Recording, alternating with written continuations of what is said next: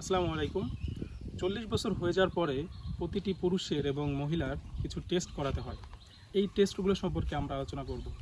40 বছর উপরের যারা আছেন তাদের ক্ষেত্রে কিছু কিছু টেস্ট খুবই জরুরি।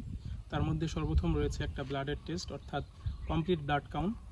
তারপরে তার লিভারটা কেমন আছে এ সম্পর্কে জানার জন্য লিভার ফাংশন টেস্ট। তার কিডনিটা কেমন আছে এই সম্পর্কে জানার জন্য কিডনির যে পরীক্ষা রয়েছে কিডনি ফাংশন টেস্ট বা রেনাল ফাংশন টেস্ট করাতে হবে। তার হার্টের অবস্থা কেমন আছে এটা জানার জন্য একটা ইসিজি করাতে হবে। তার ডায়াবেটিক্স আছে কি বা ডায়াবেটিক্সটা কন্ট্রোল আছে কি না এটা জানার জন্য ডায়াবেটিক্সের যে টেস্ট রয়েছে ফাস্টিং ব্লাড সুগার অথবা HbA1c এই টেস্টটি করাতে হবে।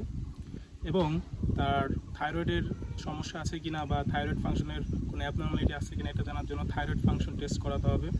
এবং সর্বোপরি যদি পুরুষ হয়ে থাকে তাহলে পুরুষের ক্ষেত্রে তার প্রোস্টেটের অবস্থা কেমন আছে এই বিষয়ে আমাদের জানার জন্য কিছু টেস্ট করাতে হবে। যারা 40-এর উপরে আছেন তারা রুটিন চেক আপ হিসেবে এইসব টেস্টগুলো করতে পারেন।